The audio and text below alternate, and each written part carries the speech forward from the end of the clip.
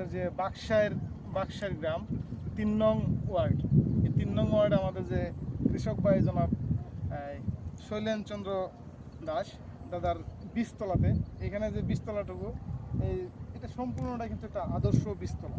এই যে বীজতলার মাপ এখানে দৈর্ঘ্য ৩ মিটার আর প্রস্থ ১ মিটারের সাথে কিন্তু অনেকগুলো জায়গা নিয়ে উনি বীজতলা করছে। দাদা, এই জায়গাতে আপনার প্রথমে পরিচয়টা বলেন। আমার নাম শৈলেন চন্দ্র দাস, বাকশায় ইউনিয়ন, মাধবপুর।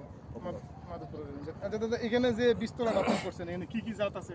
এখানে আছে আপনার বর্তমান আছে আপনার বিনা 7 আছে, বিনা 7 50 আছে, তারপরে আপনার কিছু 90 আছে, 90 93 আছে, 93 আছে অল্প, 93 আছে অল্প। আচ্ছা, ওই জায়গাটা সহ এখন তো এই যে এই বীজতলাটা যে করছেন, এখানে কিন্তু অনেক সুন্দর একটা বীজতলা। এই বীজতলা থেকে আপনি এই আমনের যে চাষ করবেন, কতটুকু জায়গায় আপনার আমন চাষ করবেন? সবটা তো মনে হয় নিজে করবেন না? কিছু বিক্রির জন্য।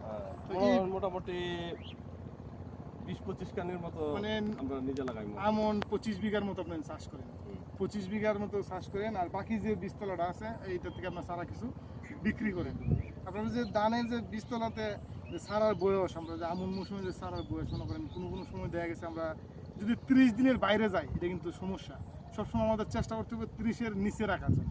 যেমন 22 দিন থেকে শুরু হয়, মোটামুটি 25-26 দিনের ভিতরে যদি জ্বালাটা লাগানো যায়, তাহলে কিন্তু এটার ফলনটা আবার ভালো হয়। আবার কিছু কিছু ক্ষেত্রে আপনার দেখা গেছে জাতের যে বৈশিষ্ট্য, যেমন 103 বা অন্যান্য জাতের ক্ষেত্রে কিছুটা 30 পর্যন্ত যাইতে পারে। তো 30-এর পরে গেলে কিন্তু এটা আপনার ফলনের একটা ফলনটা যে কমে যাওয়ার একটা আশঙ্কা থাকে। না, অন্য ক্ষেত্রে ঠিক আছে, কিন্তু বিনা 7 আপনার যদি 30-এর উপর হয়, তারপরে কোনো সমস্যা হয় না। এটা লাগাইছেন আপনার ধান যদি আপনার টুর হয়ে যায়, দেখা যায় সারা যাওয়ার পরে যে সারা টুর হয়ে গেছে, আপনি যদি মনে হয় যে পুরো আপনার নিরাইয়া মানে বাচ্চা পরিষ্কার করে আপনার সার দেওয়া দেন, মেইন গাছটা আপনার মরে যাব, তারপরে আপনার যে সারাগুলো যাইব এর চেয়ে ভালো হয়। এরকম মানে অনেক প্রমাণ আছে, অভিজ্ঞতা থেকে, বাস্তব থেকে মানে আলাদা একটা কৃষক টেকনিক্যাল, মানে বাস্তব অভিজ্ঞতা থেকে বলছেন।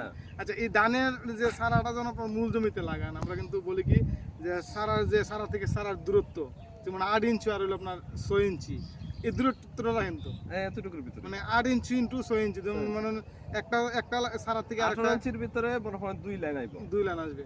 মানে আমরা বলি কি যে একটা সারা থেকে আরেকটা সারা 20 সেন্টিমিটার, আবার একটা সারা থেকে একটা লাইন থেকে আরেকটা লাইন হলো আপনার 20 সেন্টিমিটার, আবার মাঝখান দিয়ে আপনার 10 লাইন পর আপনার একটা বর্ডার